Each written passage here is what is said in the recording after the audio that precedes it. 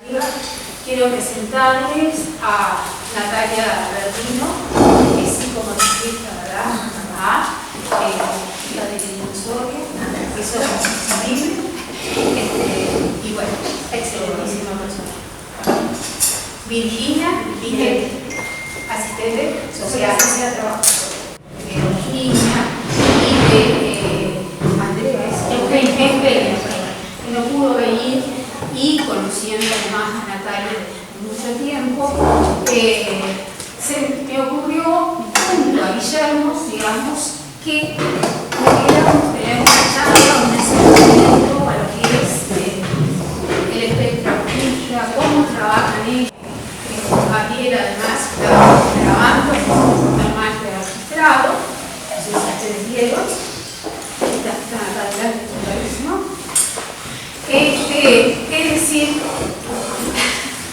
Es decir que entonces ustedes pueden preguntar todo lo que ustedes quieran y tengan como, digamos, duda acerca que a veces algunos casos ustedes aprecian y que indudablemente nosotros nos desafían como maestros y como también profesores. Entonces, desde ahí quisimos un poco invitar a ellos que son profesionales, digamos, de comillas. Bueno, buenas tardes, noches para todos y todas. Nos presentó Ana Mera un poco, pero me faltó decir que nosotros trabajamos en Florecer, que es una institución que atiende niños, niñas, adolescentes y adultos con trastorno espectro autista, una institución que está en San José hace más de 25 años y que se ha convertido en una institución muy de referencia en San José, el acompañamiento de niños y niñas con autismo y también de las familias y todo lo que implica un poco el acompañamiento de personas con TEA, que bueno, la idea es que vamos a trabajar más o menos una hora, seguro va a quedar corto, seguro, pero bueno, vamos a encontrarnos en otras instancias, de Florecer, estamos también con ganas de presentar un proyecto en el instituto para poder trabajar más profundamente, porque hoy para nosotros trabajar con docentes es fundamental, para que cuando salgan a la cancha tengan como herramienta para acompañar a los niños. Bueno, trabajo con Ana, que es fundamental en la comunidad y para nosotros el trabajo hoy con ustedes es como sumamente importante porque lo pensamos desde ese lugar, pensamos de verdad que las personas con TEA y sus familias como una lucha, ahí que no se puede dividir, siempre eso, ¿no? El trabajo en equipo, desde la salud, en principio, porque las personas con TEA comienzan un camino, empiezan en la salud con este diagnóstico, ahora vamos a ver de qué se trata esto del diagnóstico, pero después transitan otros espacios de la comunidad y sin duda el espacio pedagógico, las clases son, yo diría, como el gran desafío inicial después del diagnóstico, esto de empezar, bueno, el trayecto educativo. Entonces, que todos estemos hoy acá para nosotros para Nati, para mí, para todo el equipo, es un placer que ustedes nos hayan invitado porque, bueno, de alguna manera habla de que esta idea de trabajar en equipo realmente es una realidad.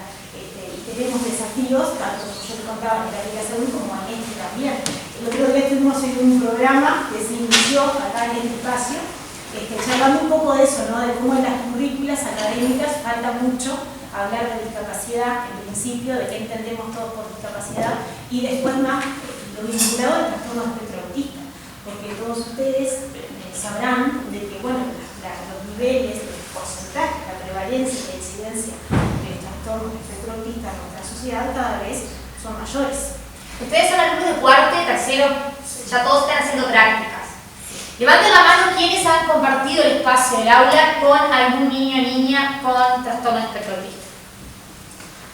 Bueno, casi todos.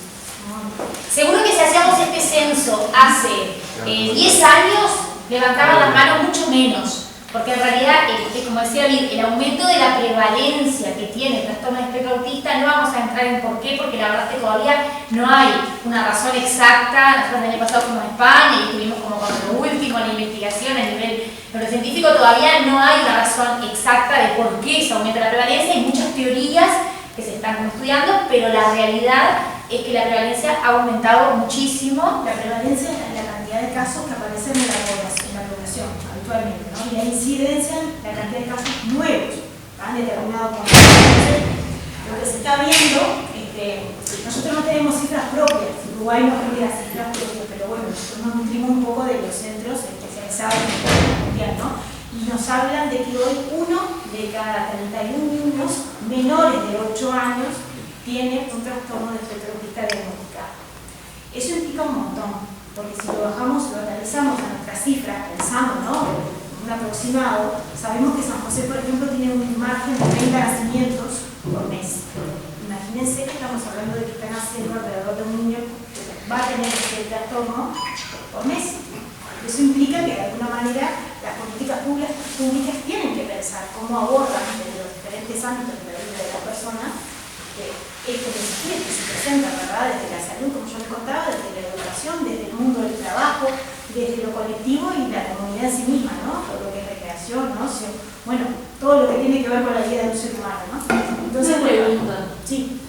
¿Hay más casos o se diagnostica, se llega mejor al diagnóstico? Ambas cosas. La teoría dicen que son las dos cosas. Por un lado, se llegan a diagnósticos a personas que antes no se diagnosticaría, no se sabe más del funcionamiento, se sabe más de cómo es el sistema neurológico de estas personas. Se diagnostican personas que de repente hace algunas décadas pasarían por personas raras, por personas como, bueno, o por personas con discapacidad intelectual, o bueno, quedaban un poco ahí en un margen, pero no accedían a un diagnóstico de trastorno espectro autista. Y también ha aumentado la prevalencia. También ha aumentado el diagnóstico en adultos. Cada vez más hay personas adultas que de repente han pasado toda su vida teniendo este trastorno, pero sin un diagnóstico. Obviamente personas que son relativamente funcionales, que pueden como estar en diferentes ambientes pasando más o menos desapercibido. Entonces nos encontramos con un montón de gente que tiene 40 años y viene y dice, bueno, pero yo miro las características o veo las características en mi hijo que tiene un diagnóstico de trastorno autista y empiezo a ver que yo también tengo esas características. Y cada vez más hay adultos que se hacen autodiagnósticos muchas veces y van al psiquiatra ya como con esa idea, y el psiquiatra obviamente es quien termina como de acompañar en ese diagnóstico. A veces uno pensaría, bueno, si yo tengo 40, 50 años, ha pasado 30, ha pasado toda la vida sin un diagnóstico. Pero realmente el sufrimiento, y esto como se llama, ¿a costa de qué? Ha vivido toda esa vida pensando que es una persona que no encaja, que no entiende, que la gente se ríe de un chiste y no entiende por qué, que aprende a pasar desapercibido, a reírse aunque no entienda mucho, a hacer unas estrategias para calmarse, pero realmente el sufrimiento de esa persona en general es enorme. Entonces también eso ha aumentado mucho. Se habla mucho de lo que es el camuflaje, ¿no? Estas personas generan estrategias para camuflarse, para funcionar como se espera que uno funcione en la sociedad. Entonces van transitando su vida con todas estas adecuaciones hasta que, realmente llega un momento donde eso ya no se puede sostener. Y ahí, aparecen estas... Claro, y en general son personas que tienen trastornos de ansiedad muy grandes, trastornos antisociales, cada vez tienen muchos amigos, empiezan a tener dificultades para funcionar en espacios con mucha gente. Sin tener un diagnóstico, las características están ahí y la persona se esfuerza por tenerlas como lo más calmadas posible. Entonces todo eso hace a que cada vez más convivamos con personas que tienen un diagnóstico de trastorno espectro autista, y por eso un poco lo que decía Lipe, que urge que estemos preparados para convivir, ¿no? Este año en Florecer, el 2 de abril, hicimos como una campaña que decía cambiar inclusión por convivencia. Un poco bajo el lema de, nadie tiene por qué ser incluido en un mundo al que también le pertenece, no es nuestro mundo y nosotros incluimos a las personas con autismo. El mundo es tan de ellos como nuestro, y tenemos que buscar las herramientas entre todos para poder convivir y estar de la mejor manera todos, los que tenemos un diagnóstico y los que no. Y la realidad es que cuando uno mira y piensa en una clase, piensa en tantas posibilidades como hubiese haya una clase, ¿no? De hubiese costeado, pero también tengo otros con otras realidades, de otras situaciones que también son parte de esa clase. Entonces esto de incluir tiene que ver con esta mirada de, cada uno necesita una especificidad más allá de lo general del curso, más allá de lo que yo debo dar, ¿no? De qué parte del programa. Entonces, en Florecer trabajamos un poco desde esa lógica, ¿no? Sabemos que todas las personas que van a Florecer comparten un mismo diagnóstico, ¿verdad? Que está definido por dos características que ahora vamos a contar. Pero al margen de eso, cada una de esas personas que va a Florecer son totalmente distintas en sí mismas, así comparten ese mismo diagnóstico. Entonces, a partir de esa mirada, nosotros es que nos planteamos un objetivo vinculado a, bueno, a conocer a esa persona, ¿no? Cuáles son sus potencialidades, cuáles son sus desafíos, y a partir de ahí empezar a trabajar. Que de alguna manera implica este trabajo también en el aula, ¿no? Bueno, yo tengo que conocer a todos mis alumnos que forman parte de esa clase, y a partir de eso voy a generar estrategias de adecuación, pero con todos, porque en la diferencia está la riqueza de esa clase, ¿no? Entonces, un poco esa es como la mirada que tenemos desde ofrecer, ¿no? ¿Saben ustedes qué características son comunes para todas las personas con autismo? ¿O tienen lo que se tenga? Con la experiencia que tiene, no ya no especialistas no pueden participar, yo lo sé. ¿Cómo no? Así que ¿quién se anima? El ruido, las luces. Bueno, muy ¿qué? bien. Lo de las luces que Hay mucho ruido, pero Hay algo de eso. Que puede contar. Bien. ¿Qué más?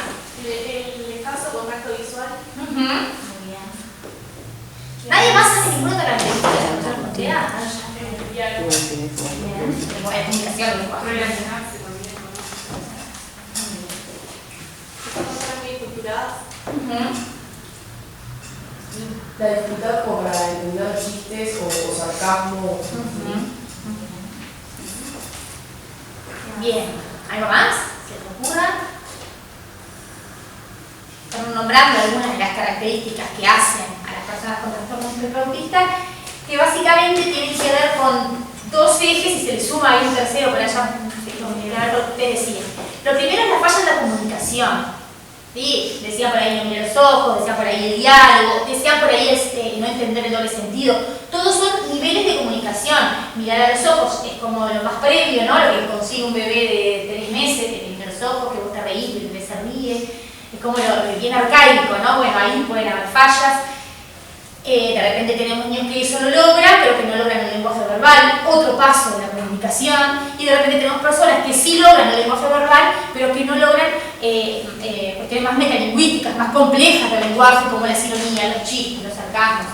Bueno, entonces la comunicación es el principal área que se ve afectada en todas las personas con autismo. Claro, en esa variedad y en ese espectro, desde personas que no te miran a los ojos, que no tienen ningún tipo de lenguaje verbal, a personas que tienen un lenguaje hasta por encima de lo esperado para la edad. Tenemos niños de 8 o 9 años que hablan de una manera hipercorrecta, que tampoco es adecuado para la edad. Uno lo escucha y dice, pero qué raro que habla este niño, habla como robot, o habla como dibujitos animados, Con un tonito. con un tono, una prosodia diferente, con un tono diferente. Entonces tenemos solo en el lenguaje, en la comunicación vemos ahí todo el espectro, ¿no? Antes se pensaba que era autista de que se estaba balanceando, que no decía una palabra, que no hablaba, que no miraba. Bueno, todo esto se ve viendo después, que hay personas que sí logran desarrollar herramientas de la comunicación, pero que incluso hablando mucho pueden no tener una comunicación efectiva. Tenemos algunos niños con Alzheimer que tienen muchas palabras, pero que de repente usan esa palabra como repetición, repiten dibujitos, repiten canción, pero no pueden pedirte agua. Claro, también. Algunos que son monotemáticos, que hablan mucho, pero solo de un tema que les interese. Y eso tiene que ver con otra de las características que salió por ahí, que tiene que ver con la rigidez y la estructura, con un repertorio restringido de intereses. Esas son las dos principales áreas que se observan para generar un diagnóstico de autismo: la falla en la comunicación y contar con un repertorio restringido de intereses y ser muy estructurado, como decían por allá. Ser muy estructurado puede ser en los niveles más complejos, jugar siempre con lo mismo, jugar siempre de la misma manera, necesitar que las cosas se repitan siempre igual. O bueno, pueden ser adultos que les encanta la neurocirugía y solo hablan de neurocirugía, y van a un cumpleaños de un primito de 12 años y se sientan y hablan de neurocirugía, y van al congreso y hablan de lo mismo porque no pueden adecuar ese interés a los diferentes entornos donde se. Otra cosa que dijeron por allá, que es como sumamente interesante, estas dos cosas forman parte de los dos criterios diagnósticos que están definidos en el manual, en el DSM-5, que es el manual diagnóstico actualizado, que es lo que hoy por hoy, de alguna manera, rige a las personas que realizan los diagnósticos, que son el personal de salud, psiquiatras, neuropediatras, que son las personas que de alguna manera hoy por hoy nos dan esos diagnósticos. Pero hay una tercera categoría, que la dijeron por allá muy bien, que tiene que ver con cómo nosotros nos llega la información desde la afuera. Tiene que ver con esto de los sentidos, ¿no? La integración sensorial. No sé si han escuchado alguna vez hablar de eso. A ver, ¿qué querrá decir eso de la integración sensorial? estos de los perfiles sensoriales que cada uno de nosotros tiene. ¿Qué saben de eso? A ver si alguien se anima. Pide lo que les salga. Lo que les salga. Cuando hablamos de sensorialidad, ¿qué les suena? A ver, sí, tiene que ver con eso. A ver. No solo. Exacto. Exacto. Tiene que ver con que la afuera nos devuelve un montón de información y nosotros la recibimos a través de nuestros sentidos. ¿Qué sentidos ustedes conocen? Seres humanos. Tan tímido, que no va a ser los sentidos que lo trabajan con niños de, no sé, primero, segundo, 5. A ver, ¿cuáles son los sentidos? El olfato, la vista, el oído, la audición, el gusto, el tacto. Me faltan 3. El perceptivo, el vestibular, me falta uno. Este sentido es un sentido más reciente que tiene que ver con la información que genera nuestro cuerpo, el interoceptivo. Tenemos 8 sentidos, 5 tradicionales, que en realidad todo el mundo los conoce más o menos, y después estos 3 que mencionaba. No se escuchó, ¿no? Sí. El propioceptivo. Muy bien, ¿cuál es ese? ¿Qué información nos da el propioceptivo? El de lo que hace El El vestibular. vestibular tiene que ver con el equilibrio. Con el equilibrio, y el propioceptivo tiene que ver con la información de nuestros músculos y articulaciones. En realidad también tiene que ver con cómo nos paramos nosotros en relación al espacio, cómo sentimos él, ¿no? Y toda la información que nos da nuestro cuerpo es el octavo sentido. Todo eso conforma una sensorialidad. Que es el interoceptivo, que es, por ejemplo, yo qué sé, yo me doy cuenta que tengo ganas de ir a hacer pichí porque hay algo que mi cuerpo me indica adentro, ¿no? Esa sensación que me viene adentro del cuerpo, porque claro, nosotros la automatizamos, nadie está pensando, bueno, siento que acá me aprieto, me duele, solo cuando aprendemos a hacer pichí o caca, entonces ahí aprendemos que esa sensación, entonces cuando tenemos un niño chiquito le decimos, ¿viste cuando vos te duele la panza, sentís la sensación como que te aprieta? Bueno, ahí tienes que ir al baño y hacer caca. Después no olvidamos, por suerte, lo podemos manejar más espontáneamente, pero justamente cómo reciben los niños esa información que viene de adentro es uno de los sentidos que en general se ve bastante afectado en las personas con autismo, el recibir esas señales del cuerpo, que me duele, que no, dónde me duele, todo eso tiende a estar bastante afectado y como los que lo tenemos más o menos organizado nos damos cuenta de lo que complica la vida cuando uno no entiende tanto lo que me viene de adentro, ¿no? Y también lo que me viene de afuera, pero ya decían los ruidos, las luces. Las personas con autismo, el 95% de las personas con autismo tienen fallas en la integración sensorial, o sea, reciben los estímulos exteriores o interiores de manera diferente a las personas neurotípicas. Eso quiere decir que lo que para nosotros puede ser un sonido, la policía con la sirena, puede molestarte, llamarte la atención, pero seguís atendiendo la clase, seguís, de repente una persona con autismo, eso le genera, o ya perdió el foco y ya no puede aprender más, o se quedó prendido ese ruido, o ese ruido fue tan fuerte para él o para ella que le dolió recibir ese sonido. Imagínense, siempre con las chiquilinas ponemos el mismo ejemplo, pero imagínense, por ejemplo, una clase de 4, de 5, de primero, la cantidad de estímulos que están pasando todo el tiempo, de ruidos, de olores, de todo lo que tenga propioceptivo, que un niño pasa y me hace así, el otro me cincha para este lado, y la moña que me aprieta acá. Las túnicas para nuestros niños muchas veces son un gran desafío, porque ¿quién se le ocurrió ir con un nudo en la garganta a la escuela? Entonces, claro, hay que llevar eso ahí. Entonces, todo es un desafío mucho mayor que para una persona que más o menos tiene una integración sensorial que le permite entender de dónde viene y qué pasa, que de repente si un día va y hay más olor a comida, porque lo auxiliaron, cocina una torta al lado, no pasa nada. Pero de repente por una persona con autismo, que nos pasa mucho a los caídos, que cocinan todos los días, en general, lunes tal cosa, martes tal cosa, que a veces nosotros decimos, ay, el miércoles que hay pescado, se pone horrible, sirvita, bueno, entonces nosotros como decimos, ay, qué masa la pescado, qué frío, no me gusta, ¿entendés? Pero bueno, no me está más irritable por eso, en la medida de lo posible. A las personas con autismo les puede pasar, y hay que ir como ayudando a descifrar un poco qué es lo que pasa. Y en esto de definir un poco el diagnóstico, una de las características muy importantes que tiene el autismo es la comorbilidad.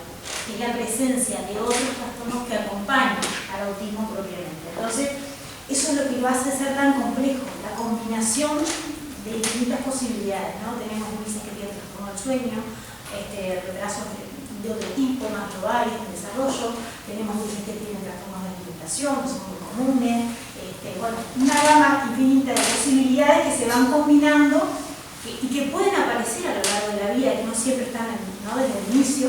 Entonces eso nos dificulta de alguna manera y nos da a entender que, bueno, que son todos distintos a pesar de compartir características propias que definen el diagnóstico.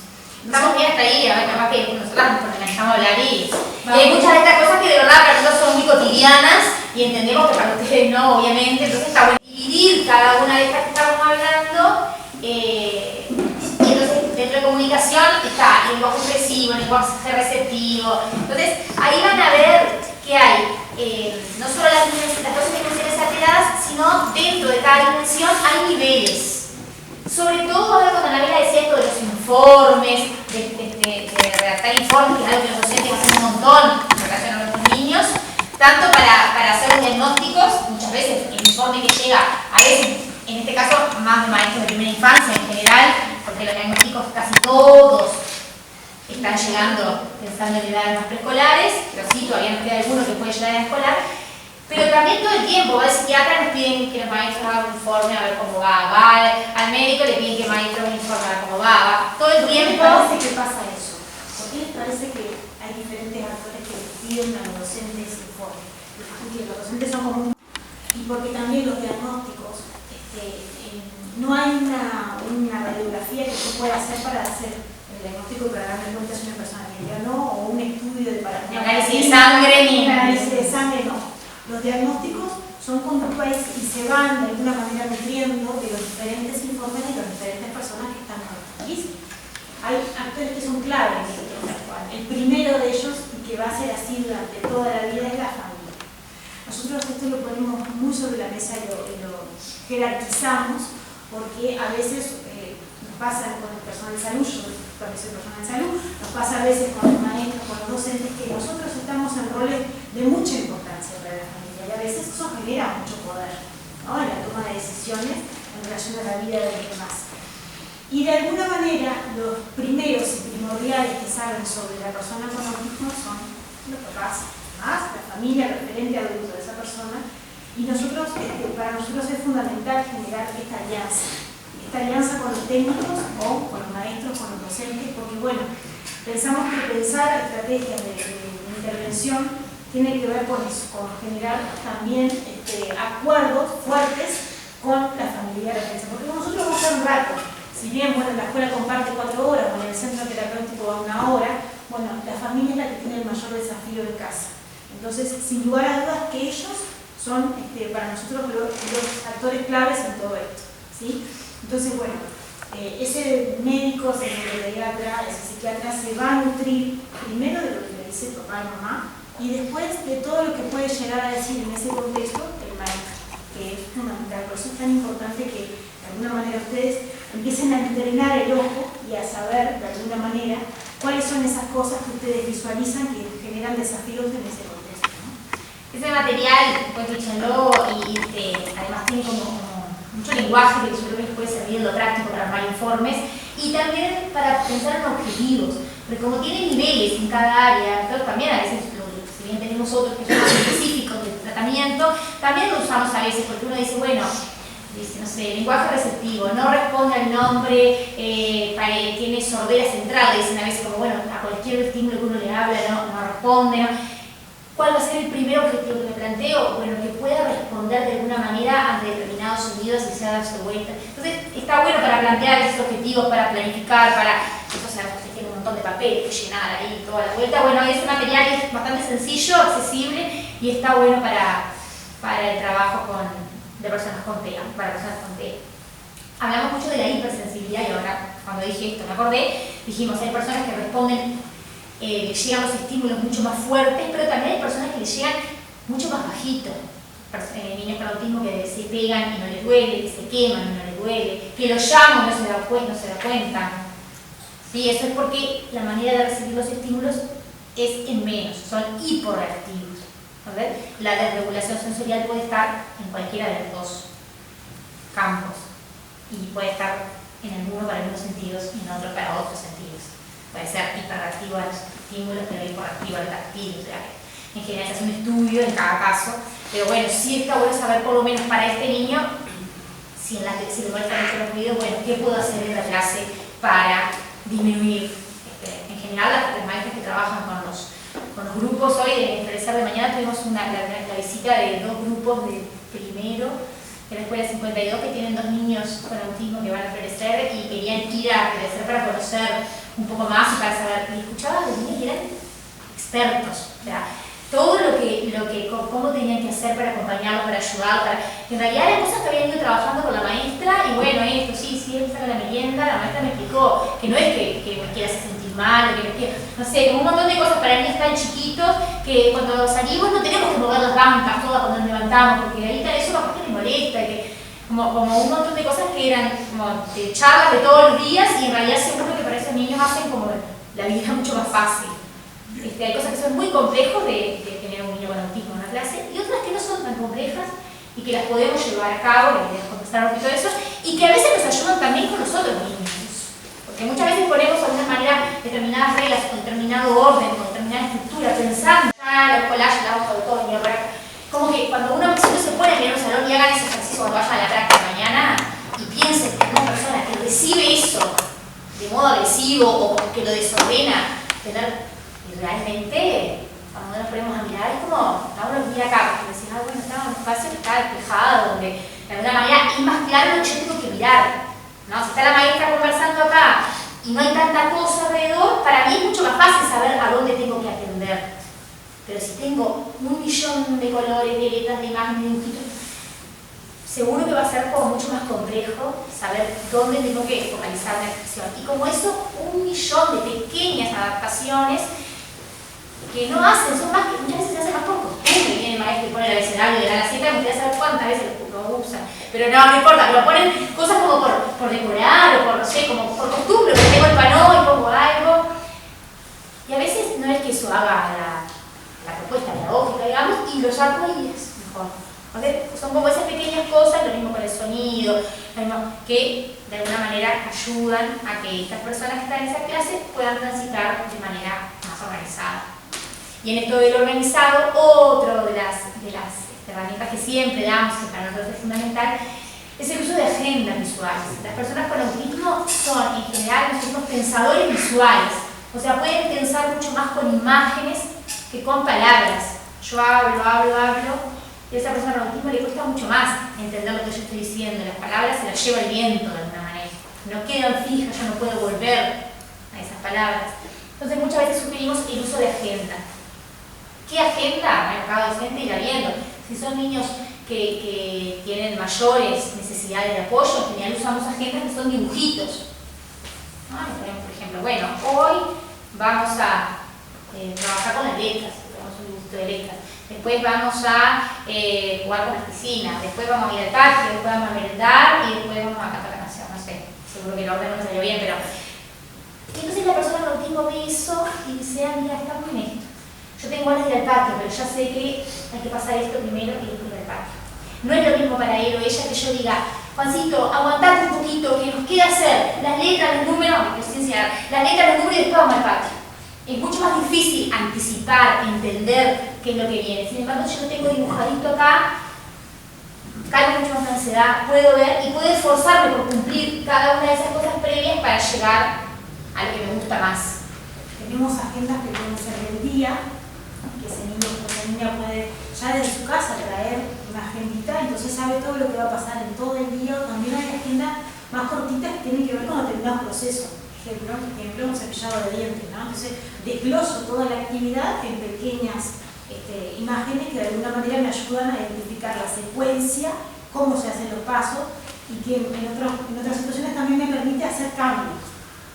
Frente a la rigidez de lo que dice Cortea, yo puedo cambiar. Bueno, no sé, tenía pensado ir al parque, pero resulta que está lloviendo. Bueno, no voy a ir al parque, voy porque llueve, ¿no? Voy a hacer esto otro.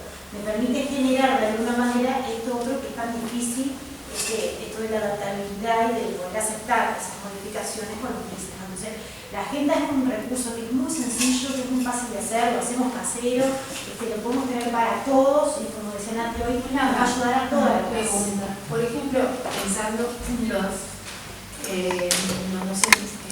docentes del profesorado, que ahí ellos, o sea, para ellos son 45 minutos, es mucho más difícil ir con esa agenda o, digamos, pienso en ello, decir qué estrategia le ponemos.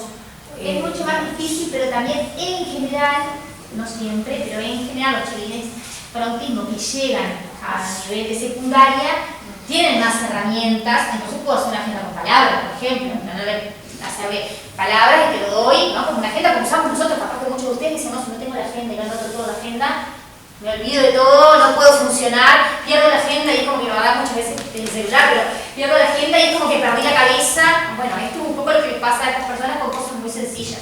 Entonces capaz que puedo buscar como otras estrategias, la agenda explica 3 cosas, bueno, mira, vamos a hacer tal cosa, tal cosa, tal cosa. En general, las personas que llegan a secundaria, que tienen autismo, bueno, ya han logrado funcionar como, bueno, son más flexibles, capaz que no tengo que estar agendando todo.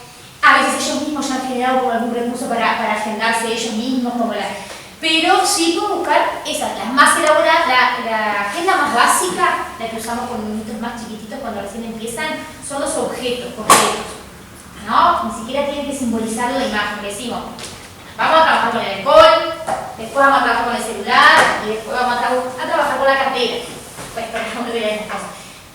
Y usamos esto para trabajar, el alcohol. Terminamos de trabajar con el alcohol. Ahora vamos a trabajar con el celular. Terminamos de trabajar con el celular. Ahora vamos a trabajar con la cartera. Terminamos. Esa es la agenda más básica porque es con el mismo objeto con el que se va a trabajar. No se precisa ni siquiera que entienda la imagen. Eso es lo más básico.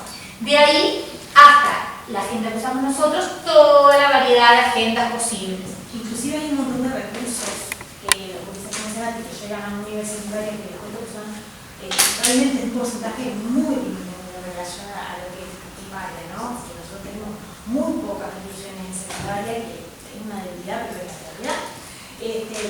Manejan también otra tecnología, ¿no? Entonces también podemos pensar que el celular, si en algunos momentos es como una herramienta positiva en relación a que hay un montón de aplicaciones que se pueden implementar para ello. Y también desde el uso, bueno, desde poder, en vez de copiar los deberes, sacar fotos, o permitir algunas adaptaciones que hacen que ellos de alguna manera puedan sobrellevar las exigencias de lo que es secundaria, ¿no? Sobre los deberes, que es un gran tema en secundaria, y bueno, y esas pequeñas, grandes adaptaciones que hacen a un montón. En general tenemos más inclusión en secundaria en instituciones privadas, más en instituciones públicas, por todo lo que tiene que ver con el acompañamiento, la contención, el respaldo que tiene la familia respecto a toda la educación de parte de la docencia y todos los gestores del centro. Vemos mucho más porque tenemos instituciones más chicas a nivel privado, hasta 6, 7 adolescentes. Claro. Y las familias hacen como un esfuerzo porque entienden que en ese espacio un poco más cuidado vamos a estar con algunas garantías que pueden no estar las instituciones públicas, lo cual es una lástima, ¿no? Evidentemente, porque seguro que hay muchas familias que quedan afuera, que no pueden pagar la institución privada y que la secundaria a nivel público no les genera como las mismas. Sí, es verdad que tenemos poquitos alumnos que están incluidos en San José, en secundaria, en el ámbito más público. ¿Sí? También está bueno pensar que antes también pasaba mucho en primaria, que las familias elegían instituciones privadas pensando que eso era como, que eso organizaba determinadas cuestiones, y eso ha ido cambiando bastante, y cada vez más encontramos en todos los ámbitos excelentes docentes con muchas ganas de tener un cuento, pero que de repente sí va a poder participar de otra manera. Una cosa que es importante, que a veces uno tiende a pensar, trabajando en esto de la discapacidad, es siempre hacer por el otro. Y una de las cuestiones que son fundamentales, que también traía abordando, es trabajar en relación a la autonomía y a la independencia, y a estrategias que tengan que ver con el ciclo vital, con la edad cronológica de la persona también, porque a veces tenemos una conducta muy alineada, ¿no? En relación a la discapacidad o el hecho de que necesita ayuda, yo Sobre protección. Entonces la realidad es que, bueno, adolescente tiene determinados intereses y tiene determinadas cuestiones vinculadas a su edad. Esto de usar la Ella hacía el cuento de que, por ejemplo, cuando se desorienta, va al laboratorio de biología porque tiene como un apego con la profesora, porque se entiende bien, entonces le pregunta dónde queda, entonces ella va y lo acompaña, o le dice a alguien que lo acompañe, pero es como que se siente con determinada confianza para una persona. Esto que ella decía del tiempo, de que en la primera hora de la clase la atendía más, que eso por supuesto es diferente para cada uno de los. Digo, la mayoría de los niños pueden tener más atención en el primer tiempo de clase, pero eso puede variar. Muchas veces en las agendas lo que hacemos es alternar tiempos de mayor atención y tiempos donde la atención sea menos requerida. Entonces, por ejemplo, hay niños que ustedes ven en las clases, en las escuelas, que tienen rato de salir al patio más que el resto de los compañeros. No quiere decir, está, cuando gritó y se puso insoportable, le abrí la puerta y que se vaya para el patio. Eso es lo que no puede pasar. Eso es lo que no puede pasar. ¿Por qué? Porque lo que estoy enseñando al niño es, cuando gritas y es insoportable, conseguir irte al patio. Es claro.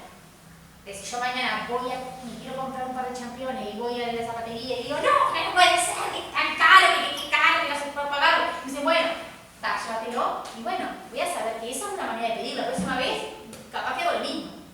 Entonces, si el niño se pone insoportable y yo lo saco, le estoy mostrando que a una persona que tiene fallas en la comunicación le digo, esa es una manera de pedir, de comunicarte que es efectiva, lograste lo que querías.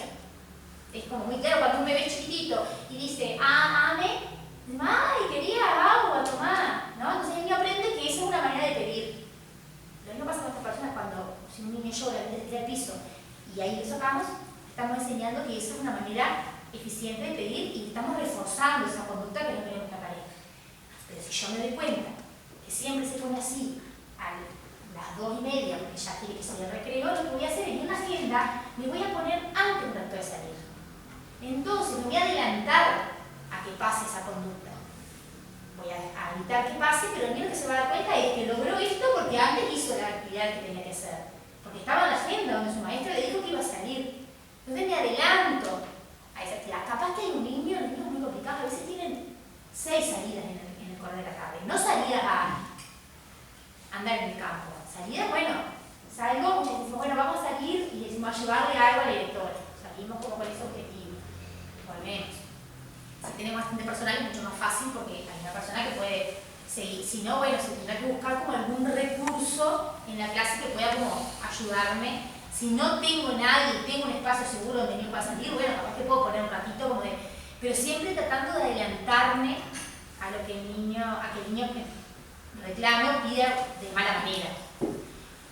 El espacio físico, si no tengo personas, no tengo asiento personal, la directora me da una mano en un ratito, no tengo, no sé, alguien, un auxiliar que pueda... Bueno, capaz que puedo buscar dentro de la clase un espacio físico donde él pueda sentirse más tranquilo, un espacio con algunos juguetes sensoriales que pueda tocar, chupar, morder, una alfombrita, no sé, como algún espacio que puede ser para él y puede ser para todos. Los niños muchas veces, a veces los maestros dicen, pero si yo dejo salir los otros se van... Los niños aprenden rápidamente que Juancita necesita salir, que ellos no, y que, o sea, nunca tenemos grupos que hagan piquete porque alguien puede salir. Pero si no tengo la opción de salir, en la agenda pongo ratitos de otra cosa que ya sé que para él va a ser, o bueno, si sé que le gusta mucho jugar con Lego, por ejemplo, bueno, en el medio de la actividad desafiante le pongo un rato de Lego, le pongo masa, le pongo, no sé, las cosas que yo vea que le pueden gustar más, se las pongo igual varias veces en el día. Pero lo importante es que el niño se dé cuenta que ahí el control de la clase lo tiene el docente que armó esta agenda. Y él va transitando por esos pasos, teniendo cosas que le gustan y cosas que capaz le desafían un poquito más. Estamos ahí. Perdón, pero un ratito así una pregunta. Mil cosas para hablar, ¿no? ¿Alguien quiere preguntar algo, decir algo?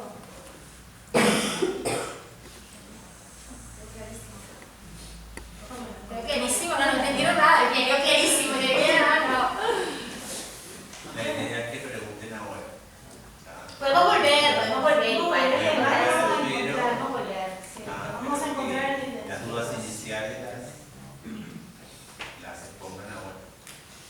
es importante que pensemos siempre que ustedes docentes no van a estar solos, que no está bueno el trabajo siempre, que siempre está, que lo pueden armar y el trabajo en equipo siempre nos va a garantizar un montón de cosas, entre ellas que vamos a poder pensar, que no vamos a superponer recursos ni intervenciones, que bueno, que hay un otro siempre que puede estar ahí y además de escuchar, nada, podemos compartir esto de la responsabilidad. Entonces creo que la familia, ustedes, los técnicos y la persona, eso siempre tiene que estar ahí. Y siempre tratar de conocer porque los diagnósticos no nos dicen muchas cosas. Nos dicen que bueno, que algo define que esa persona tiene dificultades en la comunicación, tiene interés en el sentido, pero nada más. Lo demás es conocer a ese otro que va a requerir de mí algunas adaptaciones y algunas ayudas, porque cualquier otro ser humano que necesita, que todos en algún momento de nuestra vida necesitamos ayuda y adaptación.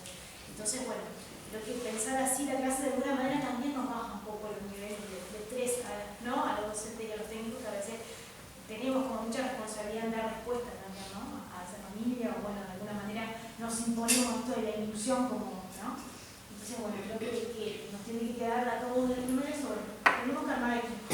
Siempre hay alguien más con quien pensar.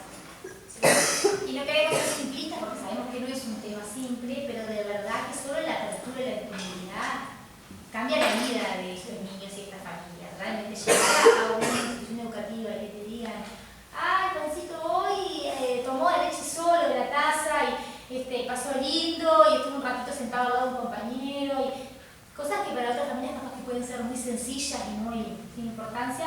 Realmente para familias que es difícil transitar en los lugares más comunes, en los lugares de salud, en los lugares de recreación, en los lugares más educativos, encontrarse con un docente que le abre los brazos y que lo recibe, aunque no tenga la más pálida idea de lo que es el autismo, ni tenga una estrategia, pero que tiene ganas y es cálido y realmente es cambiar el año de esa persona y de esa familia. Sin duda que es como lo más importante y nosotros lo vemos, no saben lo que es marzo para esta familia. Marzo es como, bueno, a ver quién me toca, qué maestro, qué me dice.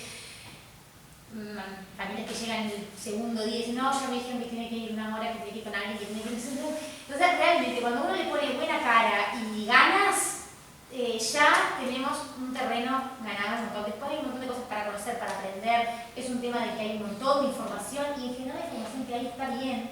No es un tema ni que uno dice, entré a tal lado, pero dice cualquier cosa. En general, la información está y bueno, y nosotros como más institución de referencia en San José, pasamos a nuestras escuelas, vamos todo el tiempo, hablamos con todos los docentes que tengan interés en intercambiar con nosotras, seguro que vamos.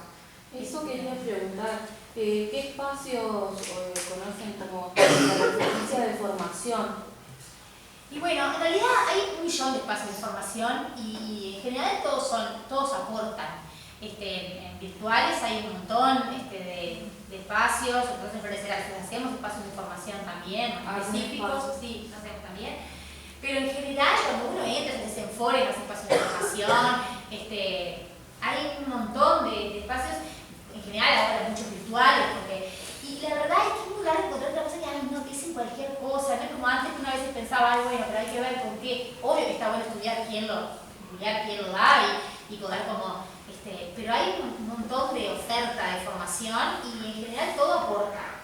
Está bueno y eso, bueno, España es como un país súper líder en lo que tiene que ver con el trabajo con personas con autismo y está buenísimo que compartimos idiomas, así que ahí nos ayuda también, hay un montón de cursos, nosotros hacemos cursos de todo el mundo ahora, entonces está bueno ver y seguro que yo no conozco tanto la formación en primaria, pero no creo que vaya nada que tenga que ver con capacidad así más a nivel de escuela de civil, y ahora el CFE ofrece una carrera de 2 años que es la inclusión, sí. acompañamiento. Sí. Es nueva, salió este año, pero no se está. Estamos en el video y en otro Está en todo el departamento, Paysandú y 33. Y esa carrera todavía no está viable para todo el país porque no consigue justamente docentes, porque tiene que ser templos. Y aparte también está toda la parte de asistentes, también acompañantes, etcétera. Ahí está, que tienen también cierta formación. Entonces, esa carrera todavía va a ser mejorada en el futuro y para que sí sea una licenciatura, Una tecnicatura de tecnicatura. buenísimo, ojalá que se pueda. Pero todavía que está ahí, está en proceso, es decir, está empañadísimas, porque faltan algunas cosas. O sea que todavía el año próximo no va a salir. Capaz que el otro año sí sale con una fuerza. Nos quedamos a las órdenes. Siempre cuando llega fin de año y empiezan los trabajos muy largos, yo qué sé. Entonces siempre recibimos gente por allá, sin duda que es un tema que genera mucho interés y que nos después en la práctica en la situación. Así que a las órdenes. Los regalitos de los niños.